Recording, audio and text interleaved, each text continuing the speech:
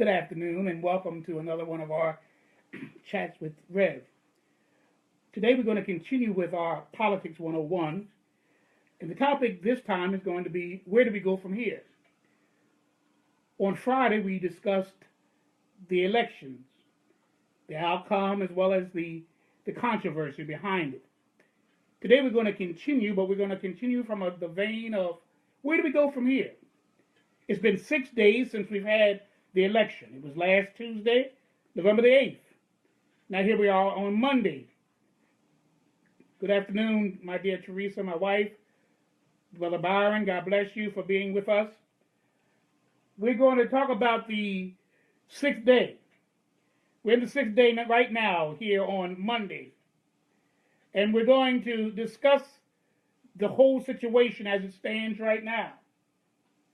Officially, we've already, well, I guess unofficially, we've already elected the 45th President of the United States, Donald J. Trump. But officially, he will be actually voted upon through the Electoral College on the first Monday of the second Wednesday in the month of December, next month, December the 19th, 2016. That is when all 538 delegates will come together in their various states. They don't come together in one body, but they go to their various state houses and cast their vote for the person that their state has endorsed to be the next president.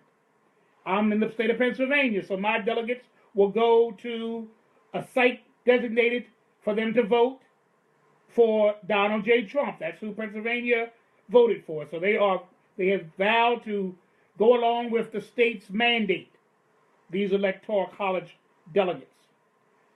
So on December the 19th, 2016, after they have cast their votes, we will see who will officially be the 45th President of the United States of America.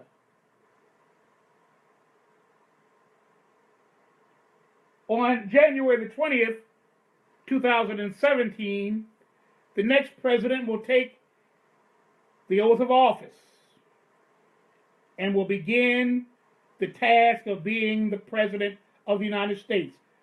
President Barack Obama will be former President Barack Obama, and he will sit alongside of Jimmy Carter, George H.W. Bush, Bill Clinton, and George W. Bush.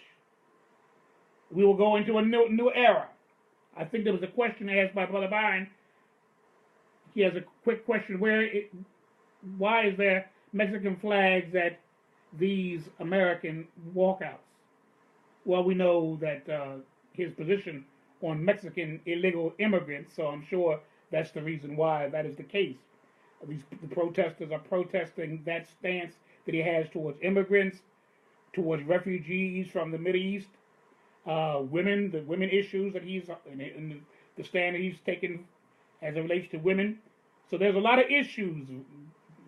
People of color, naturally they have their doubts about his being fair and equitable. You know, he believes in that fisking folk and examining folk and all of this type of thing.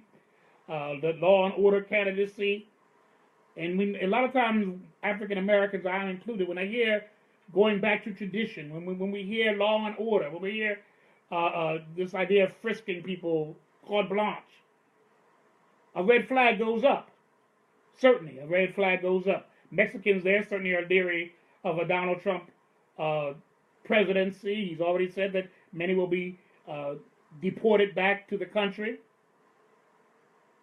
Byron says we need to have a disability flag. I wish we had one that symbolized all of the disabilities. Everyone has their own little flag. We don't have one because we're not a united people, to be honest with you. Disability concerns, everyone's concerned about their own disability instead of looking at this thing as a collective body. We have common interest. And we know how Donald Trump has presented himself in terms of those who have disabilities.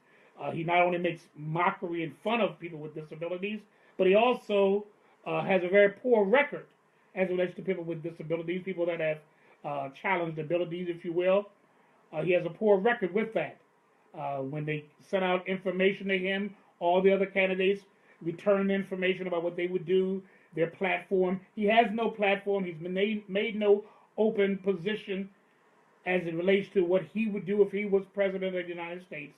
Uh, Bernie Sanders had the best platform as it relates to people with disabilities. Hillary Clinton and also Jill Stein had a very good position as it relates to people with uh, challenged abilities.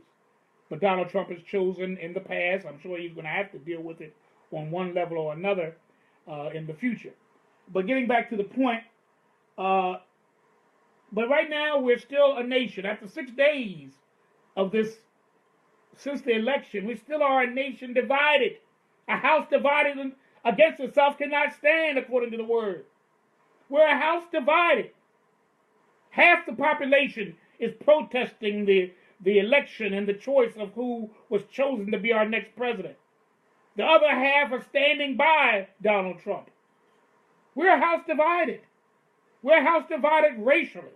We're a house divided in terms of immigration, how we think of it. Some people don't want the wall at all, while others are looking for that wall to be built. Major issues are dividing this nation like never before, really. I've been around since 1951 and been aware of politics since the 1960s, and I've never seen anything to this extent. I've seen people have some sort of protest or speak about who was elected president and their objection to the election and all of that, but never to this extent and for this long. For this long.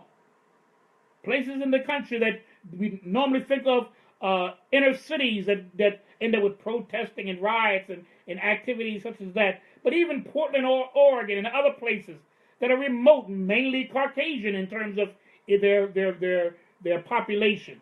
They're rising up. Young white people are rising up. Sadly, some of them didn't even vote. But just the idea, the concept of a Trump administration has gotten people all up in arms, filled with fear and trepidation. So the question is, where do we go from here?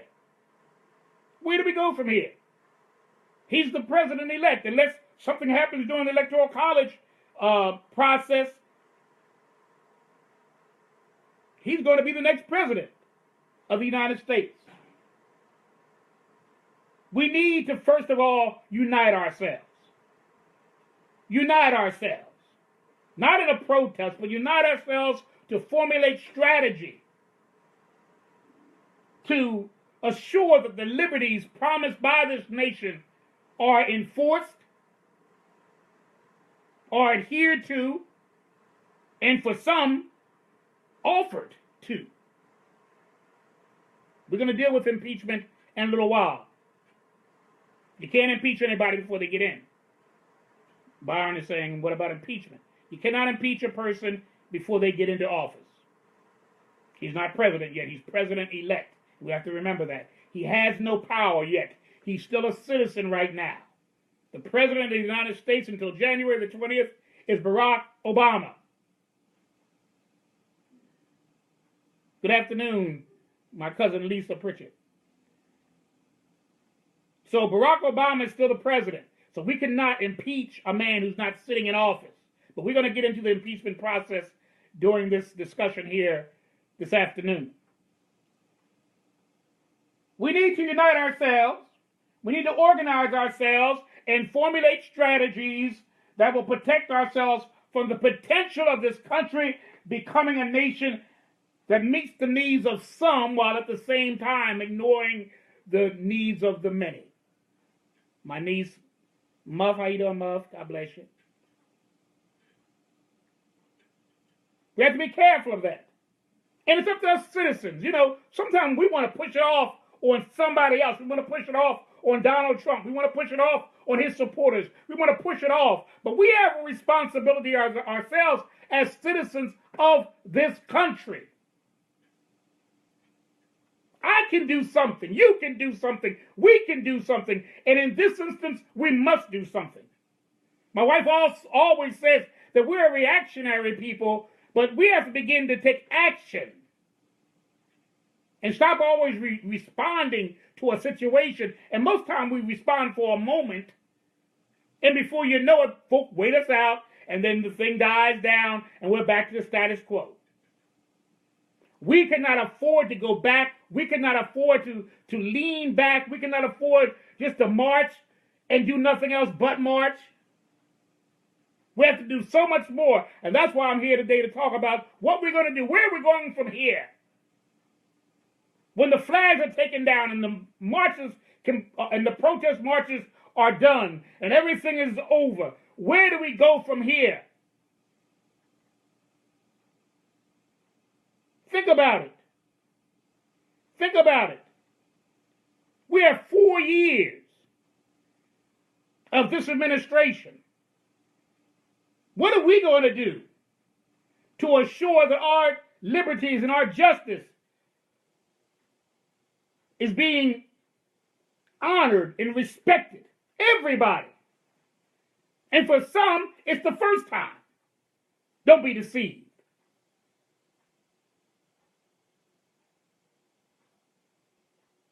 We need to make sure that the civil rights of everyone is protected.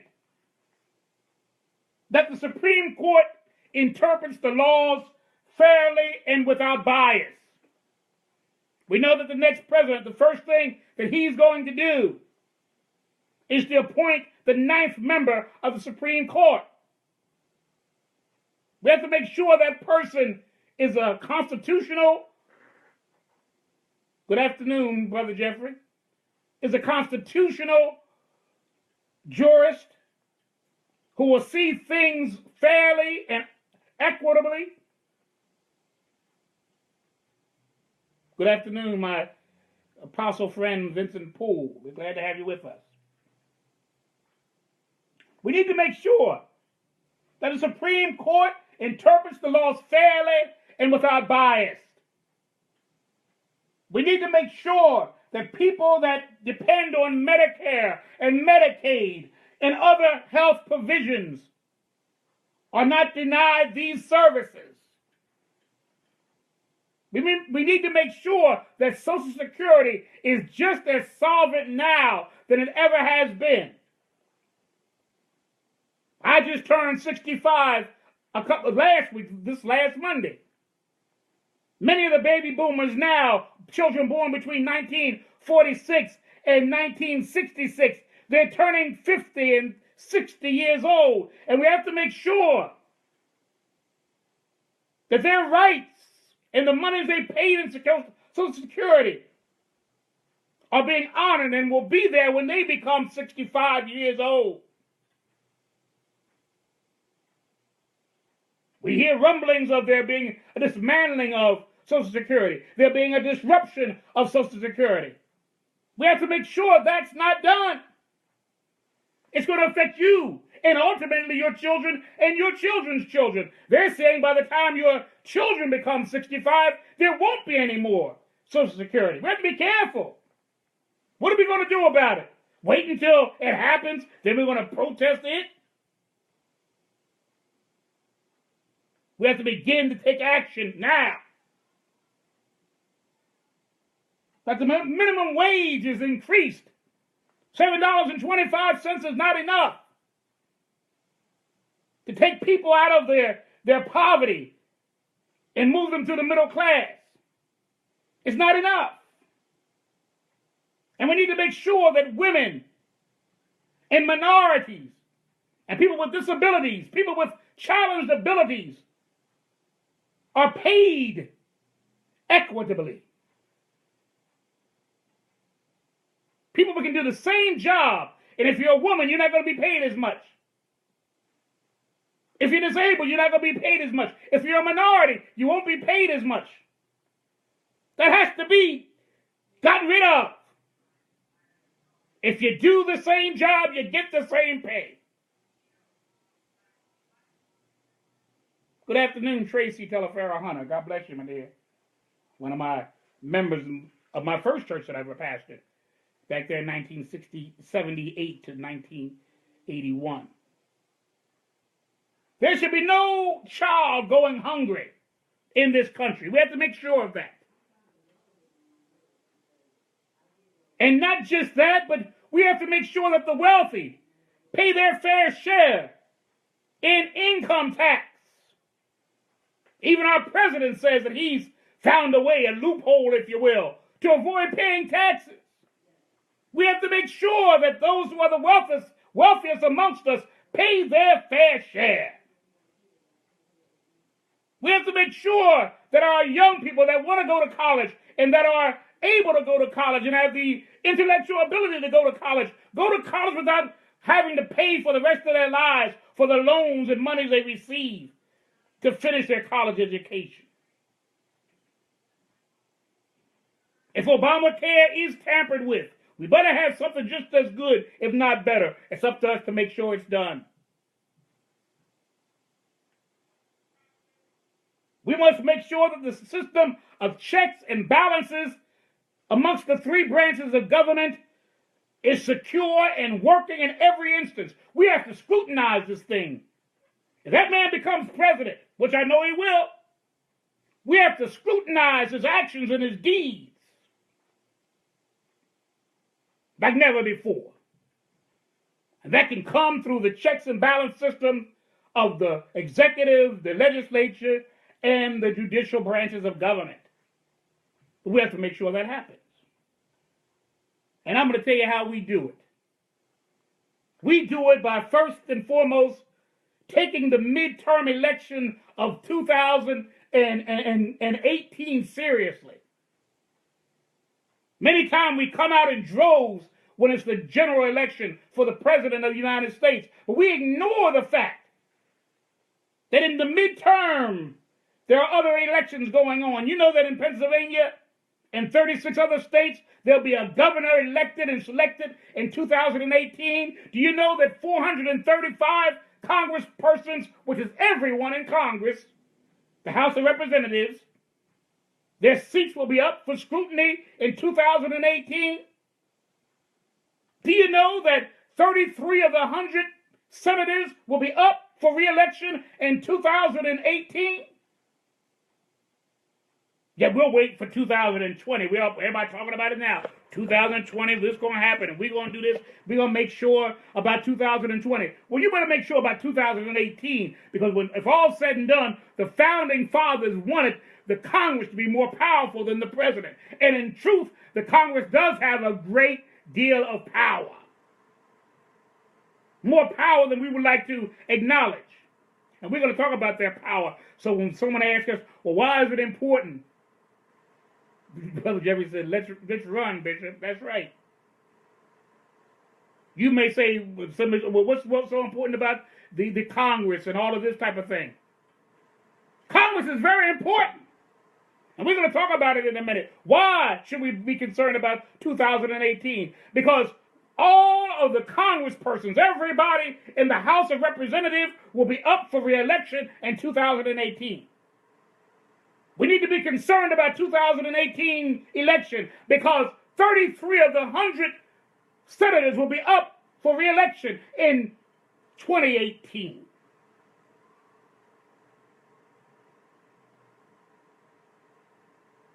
Let me tell you who's going to be up for election. I'm going to tell you who's going to be up. And listen to it carefully as I read these names. These are the senators, because we know all 435 congressmen will be up. So you just look up your congressperson. All you got to do is look up www. Senator, www. The House of Representatives.gov, and you will find who your person is, who your representatives are, who your senators are. But in terms of the senators, the 33 senators, these are who they will be. The Democrats that will be up for re-election this year is Tammy Baldwin from Wisconsin, Sherrod Brown from Ohio, Maria Cotwell from Washington State, Benjamin Cardin from Maryland, Thomas Carper from Delaware, Robert Casey Jr. from my state, Pennsylvania, Joe Dowley from Indiana. These are the Democrats now. All of these are Democrats that will be up for re-election. Dianne Feinstein from California, Kirsten Gilbride from New York, Martin Heinrich from New Mexico, Heidi Hellcamp from North Dakota, Mazie Hirona from Hawaii, Tim Kaine, who ran with Hillary Clinton, he's up for re-election in the Senate. He is from Virginia, but he's actually a Republican. Actually, no, he's a Democrat. He's ran with Hillary.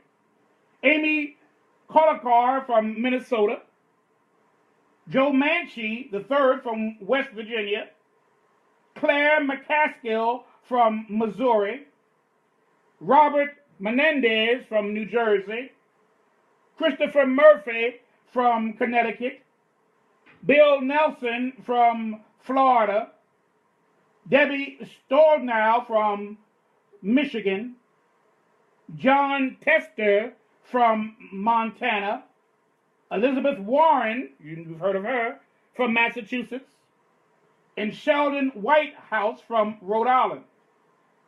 The Republicans are up. Good afternoon, Sister Prophetess Phyllis.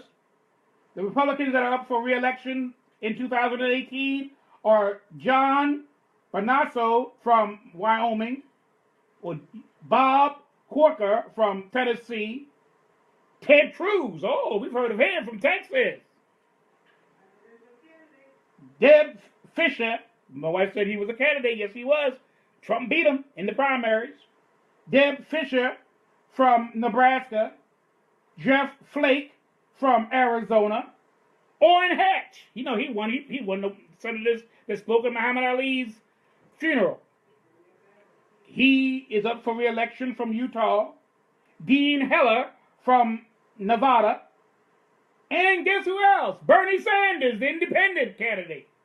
He's up for re-election as senator from Vermont. There you have it. These are the persons that are up. All these people that are up for re-election. Yes, we can go to www. My wife said there's their website. Let me say it again. I've said it before, but we'll say it again. www.representatives.gov or www.senator.gov. All you have to do is type in your zip code, and they'll take you right to the person who is your representative. If you want to know who your state representatives are, all you have to do is type in your address, and that will tell you exactly who your state rep is. Okay? That's how you do it. Hello, Sister Dorothy, one of my mother's best friends. God bless you. God bless you to see you here. So this is what we need to do. Now I'm going to tell you something. Something else we need to know. We've talked about last week about term limits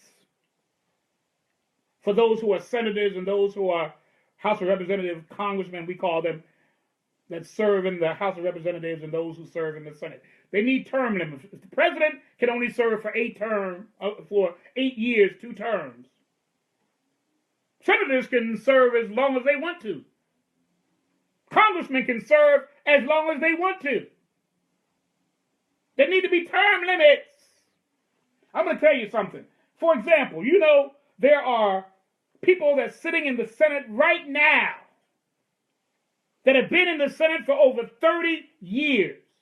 I'm going to give you some of their names, okay? Jeremy said Moore, Scott, 2020, and Lady T as Chief of Staff. Seems like a winning combination. That's what he says to us. But let's get to some of these longevity representatives, starting with the Senate. Patrick Leahy, he's a Democrat from Vermont.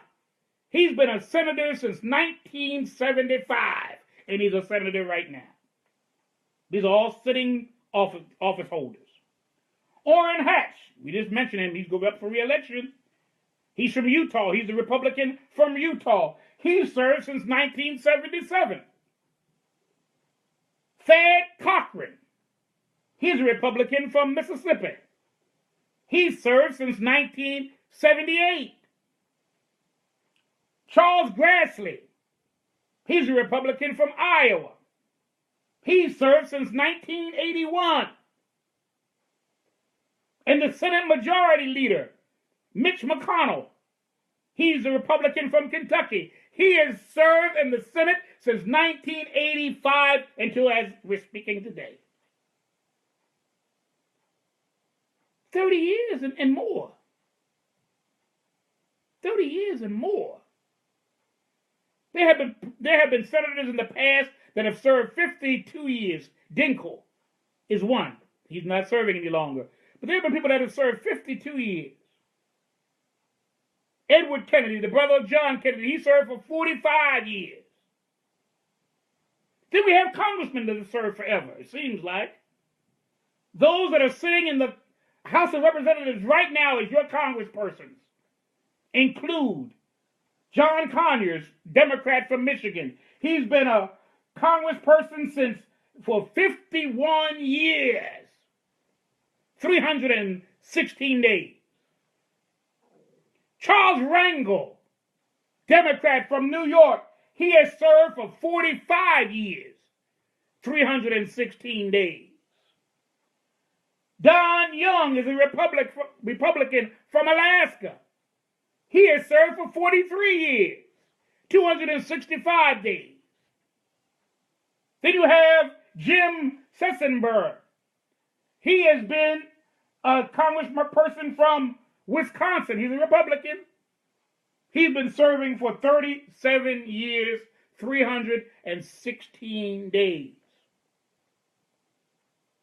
When you serve that long, you not only get out of step with the people that you call your constituents, but you also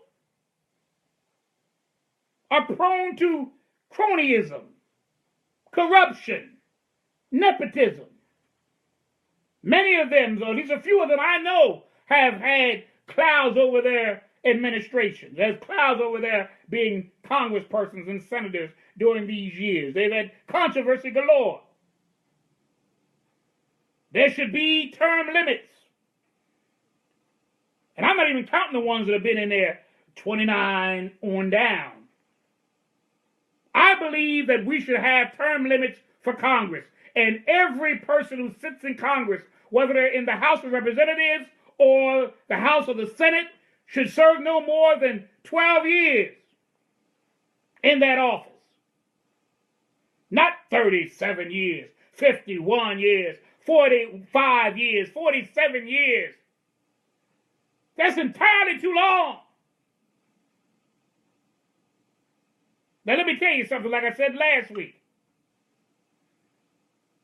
Prophetess Phyllis said people should wake up. This is how you change things. We need term limits. They don't need to be in there that long. Because when I tell you the truth, when the turnover comes, and it comes every 12 years instead of every 35 years, I'm going to tell you the truth. Most of the people that have left their offices died in the office. Edward Kennedy was still a senator when he was no longer senator. Robert Byrd was in there for 52 years in the Senate. And he died as a senator. Many of them die in the office. They're not elected out of the office. They die in office. Anytime you've been in office over half a century, come on. And you wonder why there's corruption. You wonder why there's this cronyism and nepotism, and you wonder why things aren't done, that things are move like in the mud, that nothing moves quickly in government, because they've been in it too long, they become too comfortable. And when you become too comfortable, you're prone to wander. You're prone only to do those things that best serve your interests and not the interests of the people of this country. If we limit folk to 12 years, they know they only got 12 years to go. The president only has 8 years, and then he's gone, no matter how good of a president he is. He's gone after 8 years. He could have turned the world around, but the Constitution says after 8, you're gone.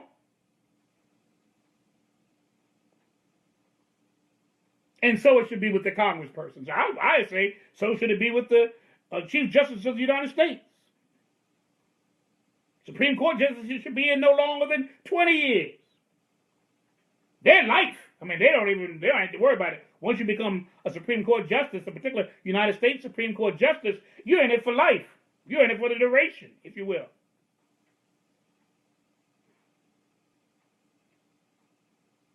We need to stop this foolishness.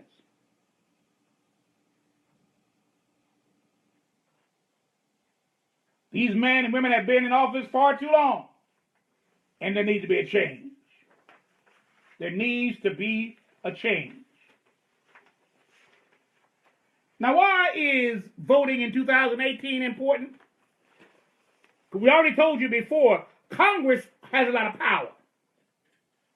And we're going to share why it's important to go vote for your congressman, why it's important to go to www.representative.gov and www.senator.gov. It's important to do that. I'm going to tell you why.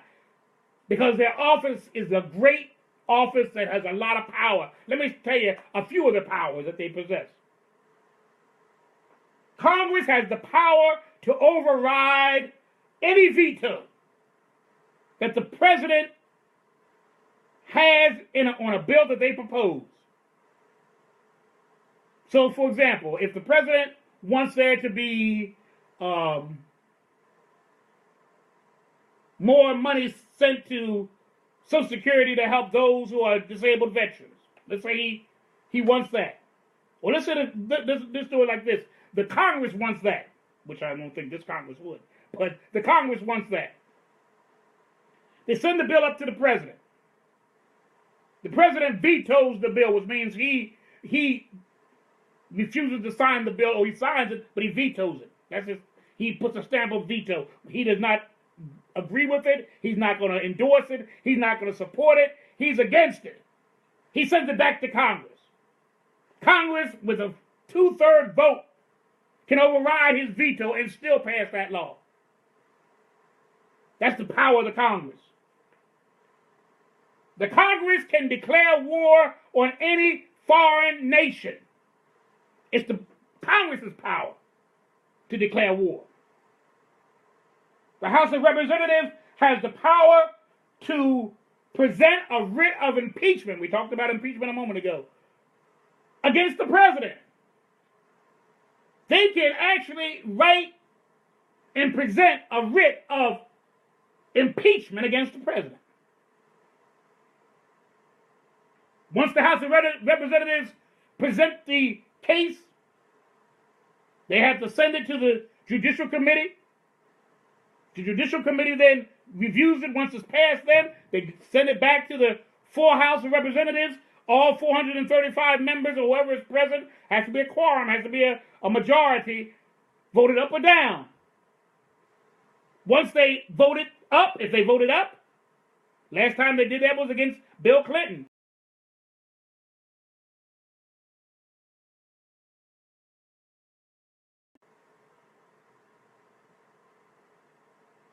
Once the House of Representatives presents the writ and it's approved, then the House of Representatives serves as the prosecutor against the president. The president can either hire an attorney to speak on his behalf, or he can speak on his own behalf. They take the case to the halls of the Senate, and the senators sit as the jury. The Chief Justice of the United States serves as the judge over the proceedings. If the president is found guilty of treason or misdemeanors, as the Constitution alludes to, and that misdemeanor can be virtually anything, it's open for interpretation, misdemeanor. If he is charged and it is agreed that he's committed this crime,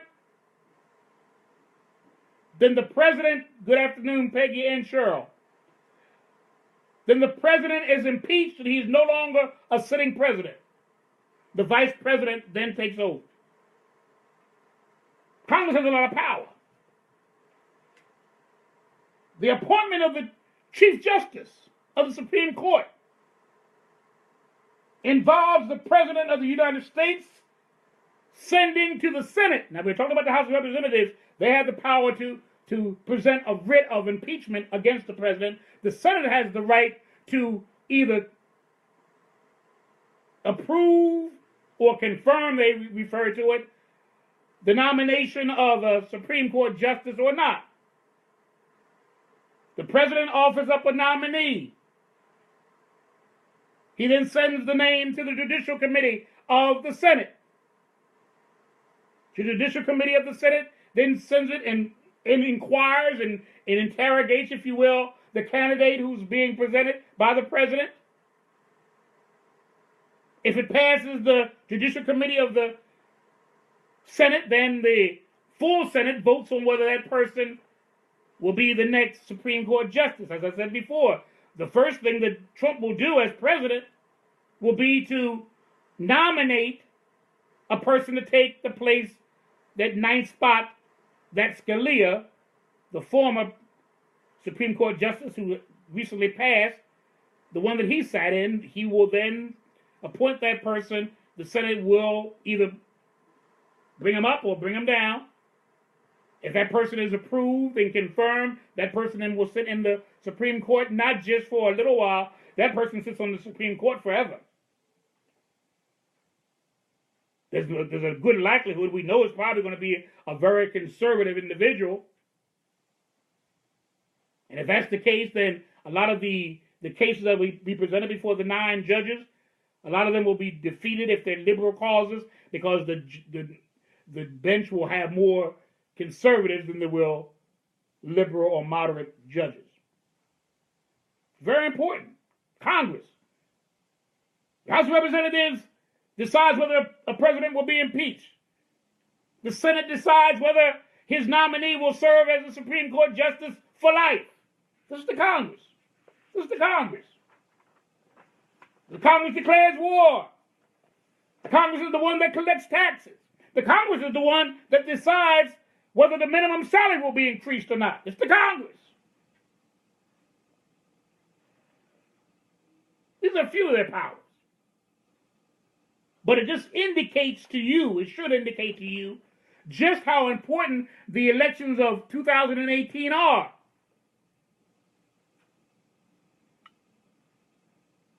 We just allow that, those midterm elections just to go by the wayside, and we think they're not important. They're very important. They're very important. I'll be honest with you, as we just mentioned a moment ago, your Medicare payments, your Social Security payments, all that, your Social Security itself as an institution, all of that is determined by the Congress.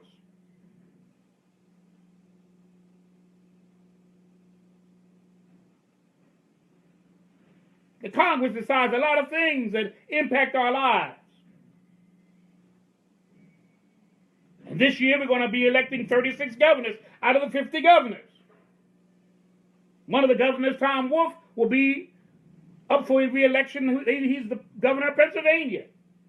Governors are very important as well. They're like mini presidents of the state that they're the executive over. They're the executive head of the state. It looks like the president is the executive head of the country.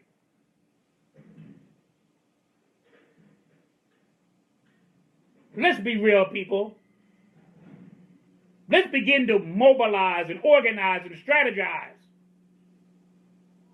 Let's get rid of this protest. The protest has no ultimate goal.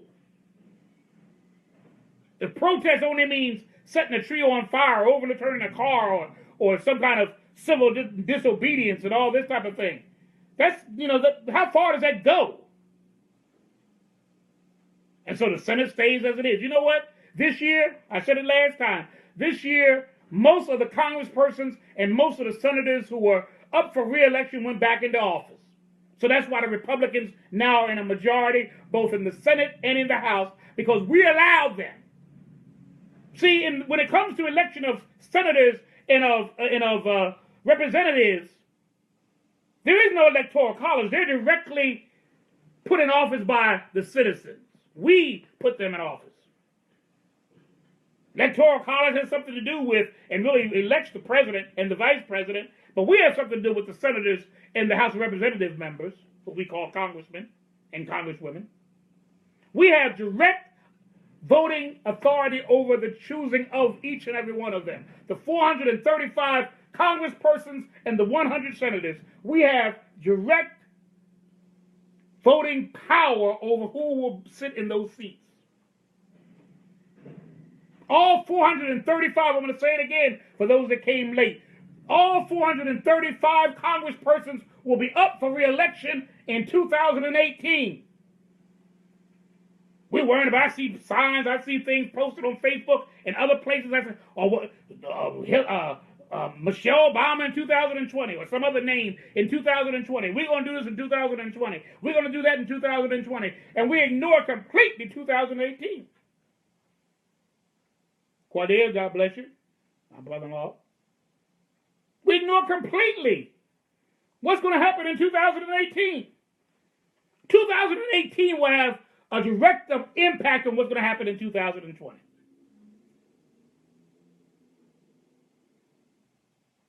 We wanted a liberal in the on the Supreme Court bench. Well, we ain't gonna have that now because we elected everybody. Now we could have lost the White House and gained the other two houses of Congress, and it would have been hard for Trump to put in whoever he wanted to put in and to do whatever he wants to do. But we made it easy. We put everybody back in. The House of Representatives actually won a couple of seats, as did the Senate. I think the Senate did lose a seat. But everybody's back in the majority. The ones I just mentioned, Orrin Hatch, 35 years, 37 years, and Conyers, 45 years, and 51 years, they're back in office. They're all back, right back where they started from. We could have ended all that. We could have stopped a lot of that. We could have halted all of that. But we didn't do it. Now we're worrying about 2020 when the next president will be elected again. Whether it be Trump or somebody else. We're worrying about that. And we're forgetting about 2018. That sets up the course of what's going to happen. Some didn't want Obamacare to go to be repealed. It's going to probably be repealed or so washed down that it's not going to even look like Obamacare. People who are have same-sex relationships, you don't know what's going to happen with that. I mean, these people aren't into that. A lot of things they're not into. Talking about increasing the tax on single women, single mothers. He swore up and down to his people he would never do that, but now there's rumblings that he's going to do that. It's going to impact single mothers more than anybody else. What? But, it can't happen. We just told you. It can't. The president can't do that. He can't make that decision outside of the Congress's approval.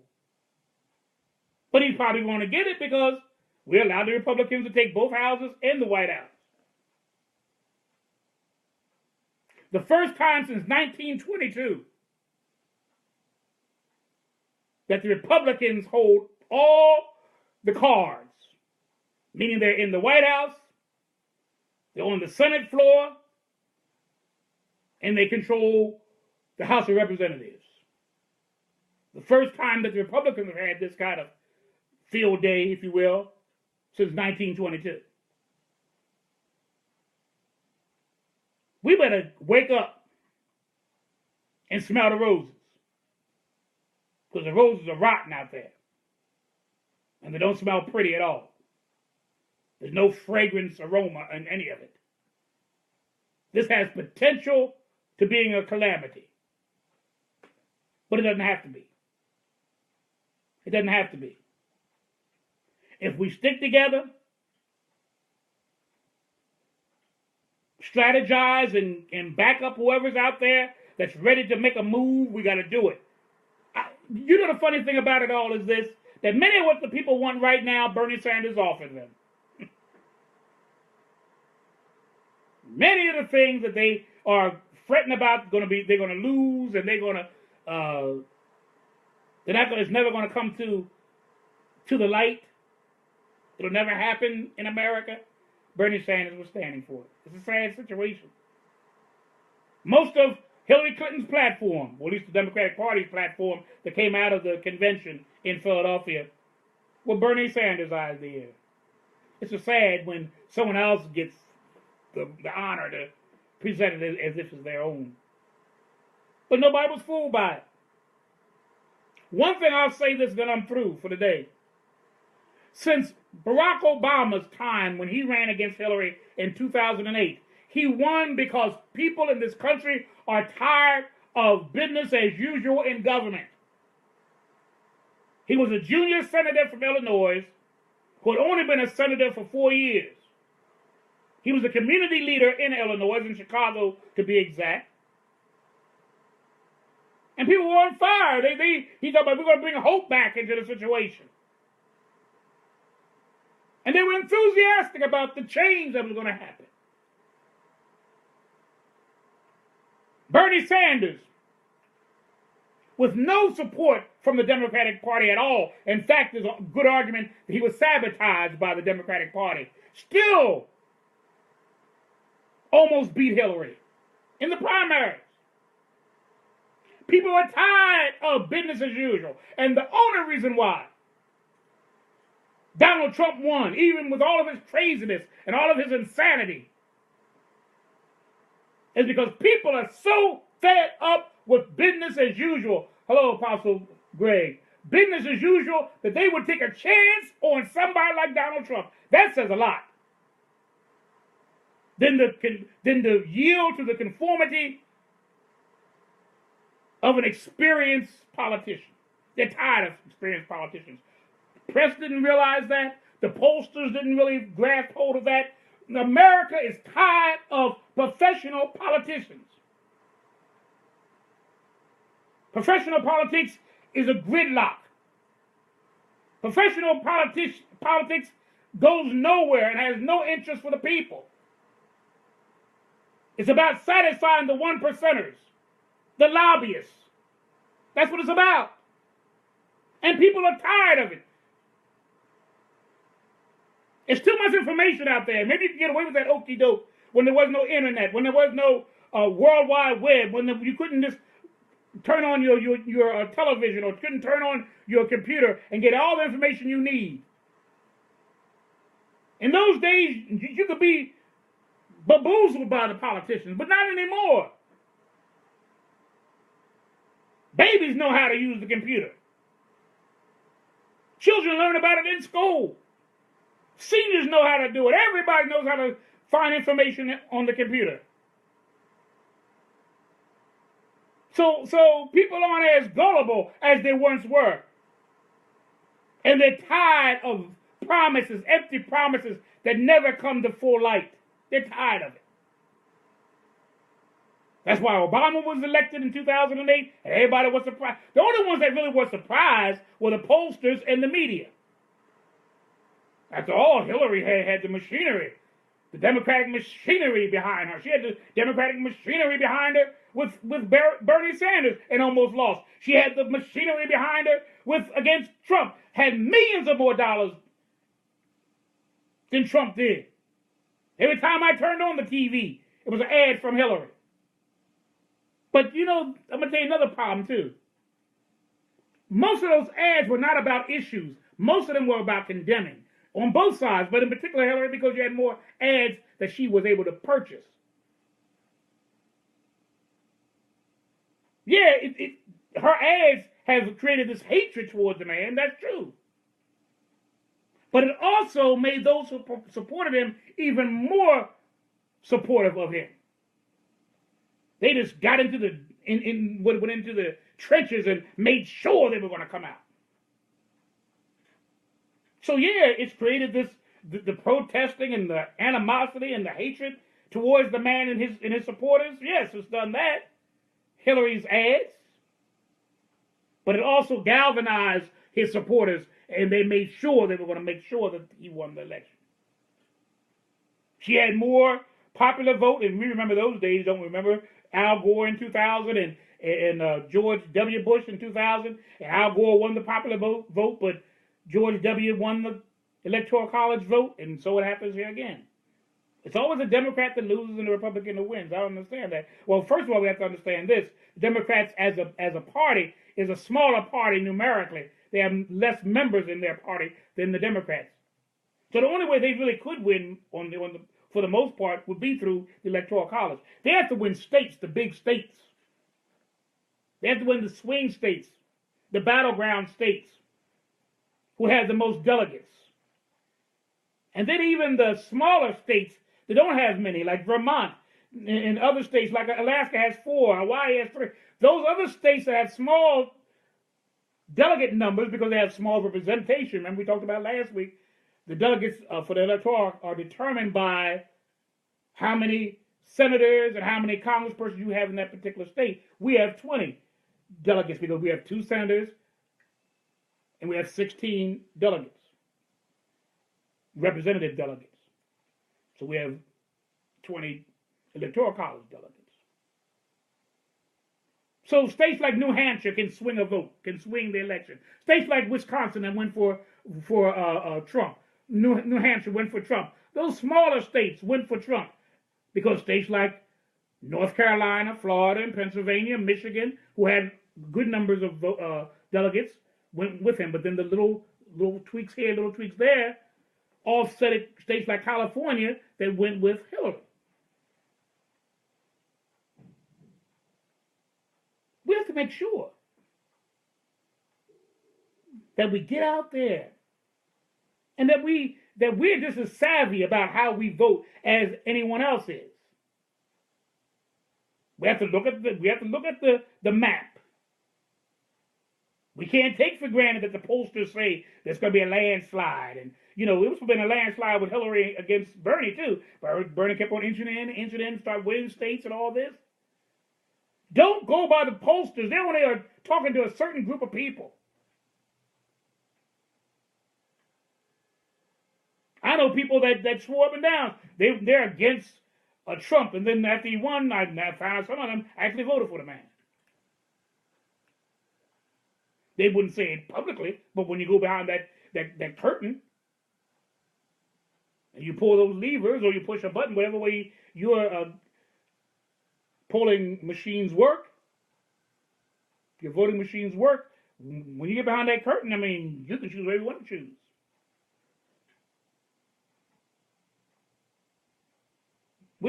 Politics 101, we got to learn about how this thing works. We're going under emotion and all of this right now. We're all revved up and everything. But we have to know how this works. We have to work the system. Yes, I want it to be a different kind of system. I want it all dismantled. I want things that will help my people, both those who are disabled and those who are African American, and make a better day for everybody. But in the meantime, until that's done, I got to work within the system and try the best we can to manipulate that system to move it in a direction that the majority of the people will benefit from it. Because right now we're not a democracy. We're an oligarchy. An oligarchy is a government that's ruled by a few. Right now we're an oligarchy. We can make it a democracy, but we have to do it as the people. Democracy means governing by the people and for the people. And the only way that's done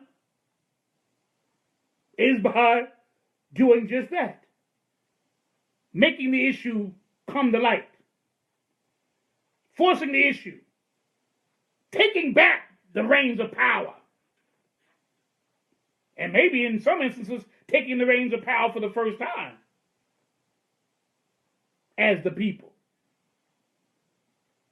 Anytime you talk about 99% of the people of a nation are beholden to the 1% and to the lobbyists. So let's say 5%, the lobbyists and the special interest groups and all that, plus the 1%ers. You add all of them together, you know no more than 5 to 10%. The majority of the people are not a part of that.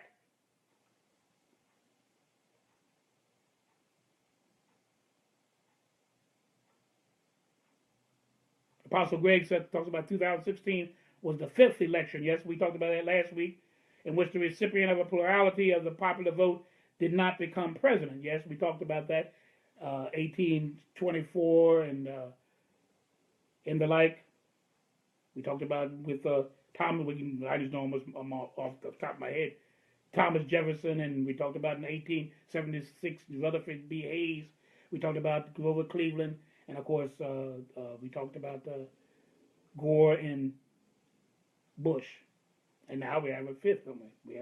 We have one more. We have Trump and Clinton. God bless you, Lisa. She says she's learning right now. I want you to learn. That's what this is all about. I'm tired of us being ignorant to the truth.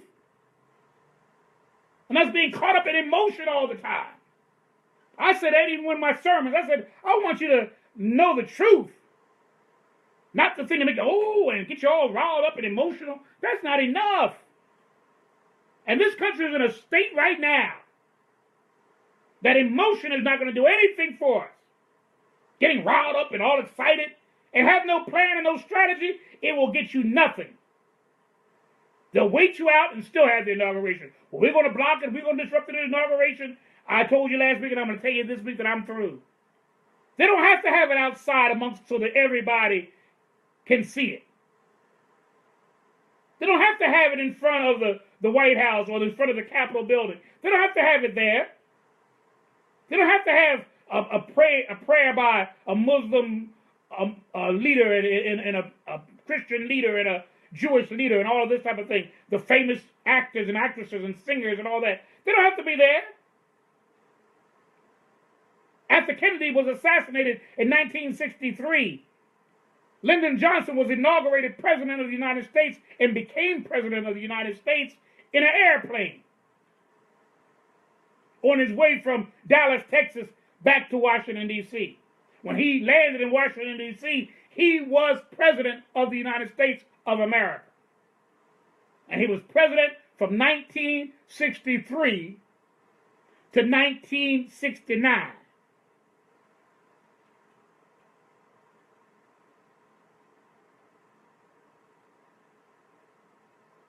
I'm here to tell you, dear hearts, we have to start organizing ourselves right now. There's only 271 more days before the midterm election of 2018 takes place. That ain't much time. And we have to do it across the board, everybody. How are we going to do this? How are we going to do this? Let me tell you how you do it. You get new congressmen not by relying on Congress to change the law and end their lifelong terms. They're not going to change their terms. They're not going to support term limits on their own. But if you get on the www.representative.gov and www.senator.gov and look up who your congressperson is and how long your senator has been in office, and you can even find their records about issues that concern you and interest you. You can find out how they voted on those issues. And you can, hi Shay, and you can decide, I'm not going to vote for him. He's been in there 25 years. I'm not voting again for him or her. He voted against this that I believe in. I'm not voting for him anymore. You can find all this out on the website. It took me about 2 minutes for me to find everything I want to know about my senators. How Toomey voted. I haven't got something on my app on my phone now. Every time there's an issue that comes up, and Robert Casey and Patrick Toomey has to vote, I know how they voted. And then they ask me, what do I think of it? And I vote my way. But then it tells me after I vote my way how they voted on the position. And if I got too many, I voted this way and you voted that way, I know I'm not voting for you when I go into the booth. Let's be serious about this thing.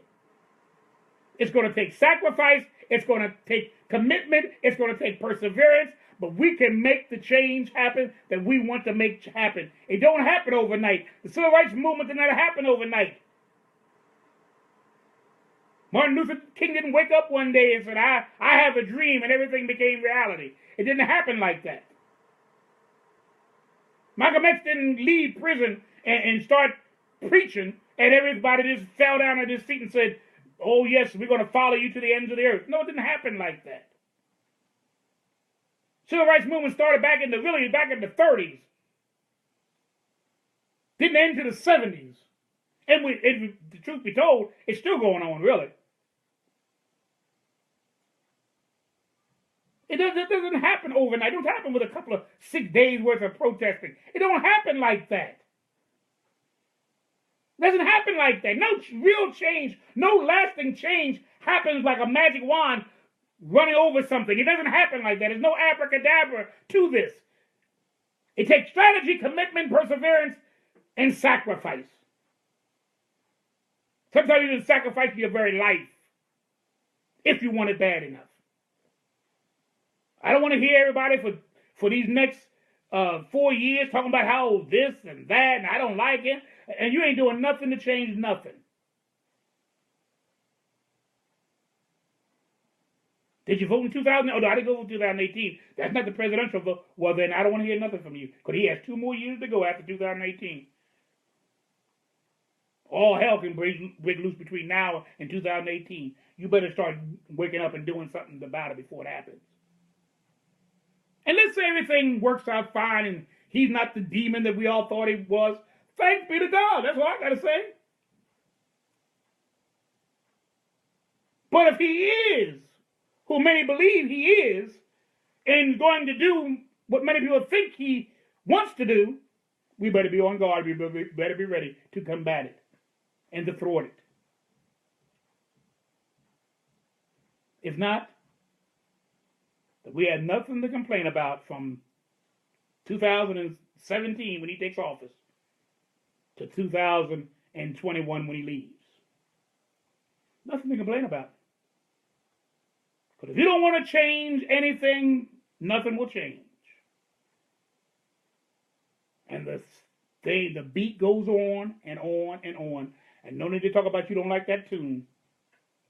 Because you could have changed everything, or at least attempted, give it your best shot to make things happen that need to happen for the betterment of this great nation of ours. God bless you. Tune us in on Friday. We're going to continue on. If we need to continue on with this issue, we're going to do it. If anything new happens, we're certainly going to break in. And we've departed from our regular topic, which is dealing with disability issues, but really all is all intertwined here. Because let me tell you something. Some of the things he plans on doing is going to impact people that have challenged abilities. It sure enough is. Good afternoon, Sister Joanna. God bless you. And Clint Green, Sr. God bless you. So until then, Friday at 3 o'clock, we hope that you got something out of this that will help you make a decision as the best way to move in the future. And I'm not talking about way down the pike. I mean right now. We got to start this thing today. Monday, November the 14th. We have to start this thing today. Go into your local communities, get things started, talk to your preachers, talk to your political leaders, talk to everybody, your community people, and your neighbors, everybody. Let's get this thing done. And I'm going to keep on talking about it. I'm going to start doing things here in Philadelphia. I'm going to start doing things across this nation. I'm going to continue to talk about it here on Facebook. I want to talk about it on Blog Talk Radio. I want to talk about this thing. It's important enough to keep in front of people's face. We talk about everything under the sun that's nonsensical, that has no impact or import in our lives. And something like this, we get tired of hearing it. Okay, be tired. And when somebody come knocking at your door and they want to frisk and search you, or you sit in your car too long in a neighborhood you shouldn't be in, and the cop knocks on your window and wants to frisk and search you, remember November the 14th, between 3 and 4, when this old preacher man was trying to tell you something. Hopefully that'll help you live a better life, a more productive life, and a life that this country calls a life of liberty and justice for all. God bless you. See you soon. Remember Friday, 3 o'clock.